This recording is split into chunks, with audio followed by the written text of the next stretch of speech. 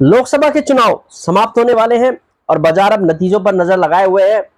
और देखा जाए तो अगर मोदी 3.0 की वापसी होती है, यानी कि करंट गवर्नमेंट सत्ता में वापस आती है, तो ऐसे कौन से स्टॉक्स होंगे जो आपको यहाँ पर तेजी दिखाएंगे, ऐसे कौन से सेक्टर होंगे जो यहाँ पर तेजी दिखाएंगे। जिन लोगों को लगता है कि करंट गवर्नमेंट ही सत्ता में वापस आ रही है, तो मेरे हिसाब से तो उन्हें यहाँ पर स्टॉक का चयन कर लेना चाहिए पहले ही। अगर चुनाव के नतीजों वाले दिन ये बाजार को आभास हो जाता है कि करंट गवर्नमेंट वापस आ रही है, तो बाजार सडनली बहुत बड़ी तेजी दिखाने का दमखम रखता है। और आप देख रहे हैं पिछले 2-3 दिनों से बाजार कहीं ना कहीं बार बार हायर लेवल से सेलिंग दिखा रहा है और लोअर लेवल पर बाजार जो है काफी अच्छी खासी गिरावट के साथ बंद हो रहा है। बाजार जो है डेली लोअर लेवल दिखा रहा है, यानी कि बाजार जितना कुछ डर है पहले ही उसको लेकर यहाँ पर डिस्काउंट कर रहा है। अगर यहाँ पर कोई भी गुड न्यूज आती है तो बाजार इतने हल्के हैं कि यहाँ से बाजार बहुत बड़ी तेजी दिखा सकते हैं। और अब इस तेजी में कहीं ना कहीं आज फाइनेंस मिनिस्टर निर्मला सीतारमन जी ने एक कमेंट कर यहाँ पर जो है इसमें और घी डाल दिया है। उनका कहना है कि अगर मोदी गवर्नमेंट को मैंडेट मिलता है तो स्टॉक मार्केट की जो रैली होगी वो काफी बड़ी रैली होगी, यानी कि इस गवर्नमेंट का भी स्टॉक मार्केट को लेकर काफी बड़ा फोकस दिख रहा है। क्योंकि आप देखिए अमित शाह ने भी मार्केट को लेकर काफी कुछ कहा है पॉजिटिव, मोदी जी ने मार्केट को लेकर काफी कुछ कहा है, even finance minister Nirmala Sitharaman ji ने भी आज जो कहा है। तो इट मीन्स करंट गवर्नमेंट जो है बाजार को लेकर काफी फोकस दिख रही है। आप कह सकते हैं बाजार को लेकर कहीं ना कहीं जो है कोशिश भी है, उनको लगता है कि शेयर मार्केट की ग्रोथ यहाँ पर बहुत जरूरी है। अब बात यहाँ पर यह है कि हम ये मान लेते हैं कि करंट गवर्नमेंट ही वापस आ रही है, हमें ये मानकर चलना है कि करंट गवर्नमेंट अगर वापस आ रही है तो हमें क्या करना है, उस कंडीशन में क्या करना होगा, उस समय में कौन से स्टॉक्स लेने हैं, या आप कह सकते हैं कि कौन से स्टॉक्स उस तेजी का भरपूर फायदा उठाएंगे।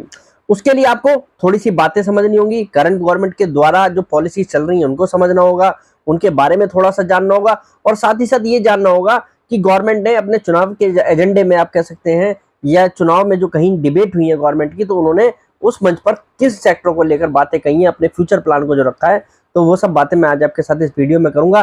तो जिससे हमें ये पता लगने वाला है कौन कौन से सेक्टर्स में और कौन कौन से स्टॉक में हमें तेजी दिखाई देगी। तो चलिए वीडियो को शुरू करते हैं। हेलो फ्रेंड्स, मैं Vipin Jain, founder of learn equity with Vipin Jain.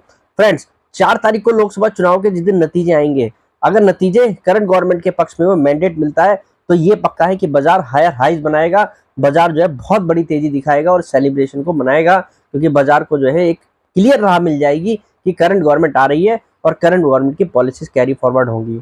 अब बात करें करंट गवर्नमेंट की पॉलिसीज की, तो करंट गवर्नमेंट की जो पॉलिसीज हैं उसके अंदर जो हमें सबसे ज्यादा जो बेनिफिशियरी सेक्टर दिखते हैं उसमें इंफ्रा सेक्टर है।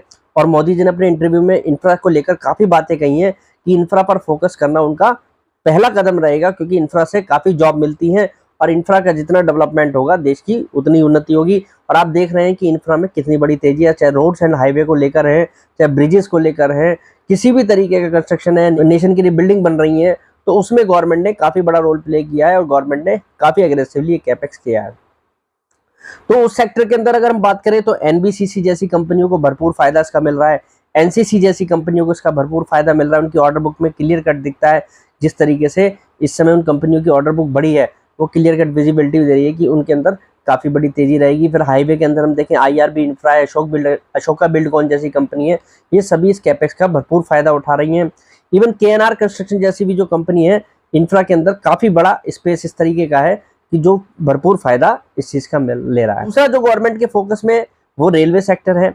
रेलवे सेक्टर में आप अच्छी तरीके से जानते हैं कि पीएसयूज पर विशेष रूप से फोकस है, और आरबीएनएल तो एक ऐसी कंपनी है कि आरबीएनएल जो है इस तेजी का सबसे ज्यादा फायदा उठा रहा है, क्योंकि आरबीएनएल को लगातार रेलवे से नए नए ऑर्डर मिल रहे हैं। और आरबीएनएल क्या, इरकॉन जैसी कंपनी को ले लीजिए, इरकॉन तो इंफ्रा का भी फायदा उठा रहा है, रोड्स एंड हाईवे का, रेलवे का भी फायदा उठा रहा है, और साथ ही साथ यहाँ पर अगर आप देखें राइट जैसी कंपनियों को भी फायदा है। इवन रेलवे को फाइनेंस करने वाली आईआरएफसी कंपनी जो है उसको भी यहाँ पर भरपूर फायदा दिखाई दिखता है। तो यानी कि रेलवे के अंदर भी आप देखें तो रेलवे के इंफ्रा से रिलेटेड जो भी कंपनी है, चाहे इवन प्राइवेट सेक्टर में आप टैक्स मैको रेल जैसी कंपनी को देखें, जुपिटर वैगन जैसी जो कंपनियां हैं, इन सभी को उसका फायदा होगा। फिर बात करें हम तीसरे सेक्टर की, तो तीसरा सेक्टर भी गवर्नमेंट के फोकस वाला आप बहुत अच्छी तरीके से जानते हैं, पावर सेक्टर। पावर सेक्टर के अंदर भी भरपूर तेजी है। पावर सेक्टर के स्टॉक्स आज भी अंडर वैल्यूड दिखाई देते हैं, काफी बड़े कैपेक्स प्लान है और गवर्नमेंट के जो प्लान है अगले 5 सालों के लिए, तो यानी कि पावर सेक्टर भी फ्लेवर में रहेगा। पावर सेक्टर के अंदर हम नाम आप अच्छी तरीके से जानते हैं कि एनएचपीसी को फायदा है, एसजेवीएन को फायदा है, एनएलसी इंडिया को फायदा है, एनटीपीसी को फायदा है। तो ये कुछ कंपनियां तो ऐसी है जिनको सीधा सीधा फायदा है। फिर पावर सेक्टर के डिस्ट्रीब्यूशन करने वाली पीटीसी इंडिया जैसी कंपनी को भी फायदा है। पावर सेक्टर को फाइनेंस करने वाली company IREDA, power finance corporation, REC जैसी कंपनियों को फायदा है। चौथा जो हमारा सेक्टर आता है उसमें डिफेंस सेक्टर है। अब डिफेंस सेक्टर बड़ा ब्रॉड सेक्टर है।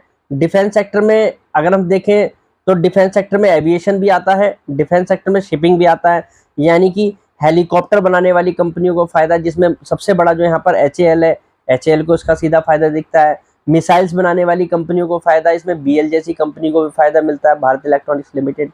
साथ ही साथ अगर हम देखें तो शिपिंग सेक्टर के अंदर जो शिप बिल्डर्स कंपनियां हैं, मझगांव डॉक जैसी कंपनियां हैं, ये तो खासकर आपको देख ही रहे हैं, बड़ी तेजी दिखा रहे हैं। मझगांव डॉक को फायदा है, गार्डन रिच शिप बिल्डर्स को फायदा है, कोचिन शिपयार्ड को फायदा है। तो यानी कि डिफेंस सेक्टर के अंदर भी आपको इन 5-6 कंपनियों पे विशेष रूप से फोकस रखना चाहिए। इनके अंदर भी आपको अच्छी बड़ी तेजी दिख सकती है।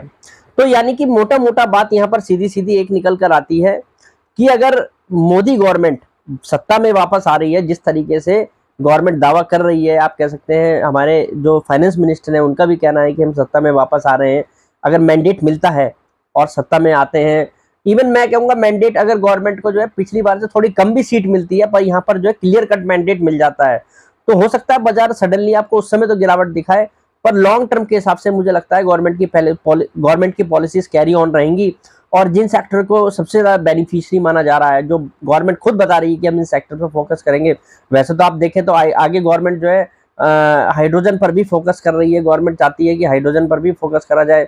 सोलर को लेकर भी इसमें काफी बड़ा गवर्नमेंट का फोकस है, वो पावर सेक्टर के अंदर आ जाता है। उसमें खैर इरेडा जैसी कंपनियों को फाइनेंस करने का मौका मिल रहा है। तो ये तो चीज क्लियर कट है कि गवर्नमेंट की जो पॉलिसीज हैं उससे डोमेस्टिक कंपनियों को काफी फायदा है, और डोमेस्टिक में जो है पीएसयूज को विशेष रूप से फायदा है। पीएसयू कंपनी सीधी सीधी बेनिफिशियरी दिखती हैं, क्योंकि कैपेक्स में मेजरली यहाँ पर रोल प्ले कर रही हैं।